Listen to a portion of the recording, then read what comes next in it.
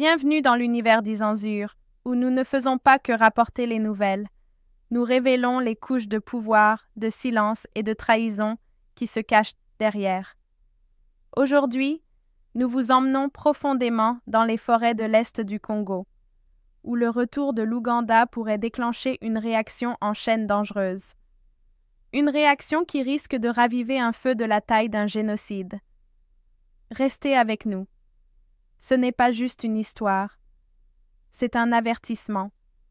Rapport complet d'actualité. Retour de l'Ouganda au Congo. Guerre contre le terrorisme ou manipulation ethnique. D'après The Economist, les rapports de l'ONU et le contexte historique, juillet 2025. Dans l'ombre des montagnes Virunga, l'Ouganda envoie à nouveau ses soldats à travers la frontière en République démocratique du Congo. L'explication officielle est familière. Lutter contre le terrorisme, chasser l'ADF, les forces démocratiques alliées, un groupe islamiste brutal, connu pour ses massacres, enlèvements et raids transfrontaliers. Mais derrière cette explication se cache une tempête de suspicion. Selon les enquêteurs de l'ONU, l'Ouganda a discrètement doublé sa présence militaire dans l'est du Congo, notamment dans les provinces instables du Nord, Kivu et de l'Ituri. Pas d'annonce grandiose, pas de briefing de presse, pas de débat parlementaire, juste des soldats sur le terrain et le silence de Kinshasa. Pourquoi le secret? Que fait réellement l'Ouganda au Congo? Et pourquoi maintenant? Une histoire sanglante qui se répète? Ce n'est pas la première fois que l'Ouganda entre au Congo. À la fin des années 1990, l'Ouganda était profondément impliqué dans la Deuxième Guerre civile du Congo.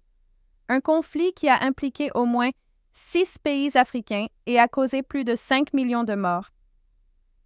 Dans la région de l'Ituri, les forces ougandaises se sont alliées au groupe ethnique Emma, fournissant des armes, une formation et un soutien logistique. Leurs ennemis? Les Landus, principalement des agriculteurs, qui ont finalement formé des milices en représailles. Ce qui a suivi a été l'un des conflits ethniques les plus sanglants de l'histoire moderne de l'Afrique. Massacres, décapitations, villages brûlés, enfants forcés dans des milices, des communautés entières anéanties, et à travers tout cela, l'Ouganda a été accusé non seulement d'avoir choisi des camps, mais aussi d'avoir alimenté le feu. La Cour internationale de justice a même statué en 2005 que l'Ouganda avait illégalement envahi le Congo, pillé ses ressources et commis de graves violations des droits de l'homme. Et maintenant, en 2025, l'Ouganda est de retour. La narration officielle: combattre l'ADF. L'Ouganda affirme que c'est différent. Cette fois, la mission est claire: détruire l'ADF, un groupe lié à l'État islamique responsable d'attaques au Congo et en Ouganda. L'opération Shujaa, lancée à la fin de 2021, devait être un effort conjoint avec l'armée congolaise. Mais ces derniers mois, l'opération a évolué. L'Ouganda agit de manière plus indépendante, déployant des troupes dans des zones éloignées des bastions de l'ADF, établissant des bases et, de manière critique, entrant dans des territoires proches des positions rebelles du M23. Cela a suscité des interrogations dans toute la région. Pourquoi l'Ouganda s'étend-il dans le territoire du M23? Un groupe soutenu par le Rwanda, rival de l'Ouganda? Cela pourrait-il être moins une question de terrorisme et plus une manœuvre de puissance régionale? Guerre froide en Afrique centrale. Parlons géopolitique. L'Ouganda et le Rwanda, autrefois alliés proches, sont maintenant engagés dans une guerre froide pour l'influence dans l'est du Congo. Le Rwanda soutient les rebelles du M23, un groupe puissant dirigé par des Tutsis, combattant l'armée congolaise et accusé de nettoyage ethnique. L'Ouganda, quant à lui, est soupçonné de soutenir des milices rivales, peut-être même de soutenir des groupes Hutus, ou du moins de permettre à des forces anti-M23 d'opérer sur son sol. Cela a transformé le Congo en un champ de bataille par procuration. l'Ouganda et le Rwanda ne se contentent pas de poursuivre des rebelles. Ils façonnent des alliances, protègent des intérêts commerciaux et tentent de contrôler des terrains stratégiques. Et les plus grandes victimes?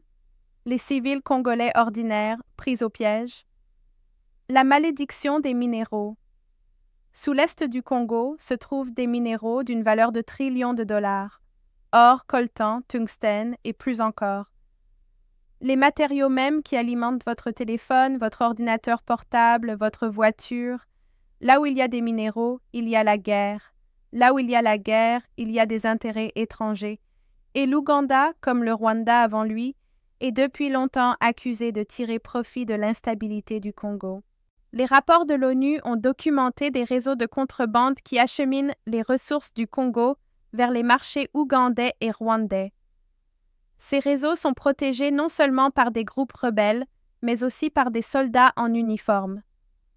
Alors, lorsque l'Ouganda déploie plus de troupes près des zones minières clés, il faut se poser la question: s'agit-il vraiment d'une opération de sécurité? Ou n'est-ce qu'une nouvelle tentative de s'approprier des ressources, dissimulées sous le drapeau de la lutte contre le terrorisme? Une poudre ethnique fragile. Mais la partie la plus glaçante du retour de l'Ouganda au Congo n'est ni militaire ni économique. Elle est ethnique. À Ituri, les fantômes du conflit Emalandu hantent encore la terre. Les familles ne sont jamais revenues. Les tombes anonymes restent sans marque. Le traumatisme est encore vif. Les forces ougandaises sont de nouveau aperçues près des villages Emma. Si les habitants perçoivent l'Ouganda comme prenant parti, que ce soit réellement ou non, la violence ethnique pourrait exploser. Une seule erreur, un seul affrontement local, une intervention biaisée, et la région pourrait replonger dans un cauchemar génocidaire. Les activistes sur le terrain appellent à la prudence. Ils connaissent les signes. Ils ont déjà vu cette histoire. Que se passe-t-il si le feu se propage? Ce conflit n'est pas seulement un problème congolais. Si l'Ouganda et le Rwanda intensifient les tensions, cela pourrait déclencher une guerre régionale. Soudan du Sud, Burundi, Tanzanie, tous observent. Les réfugiés sont déjà en déplacement. Les groupes humanitaires avertissent d'une crise de déplacement massive. Pendant ce temps, le gouvernement congolais semble divisé. Le président Tshisekedi fait face à une crise électorale. Son armée est à bout de souffle. Et la confiance dans les alliés étrangers s'effondre.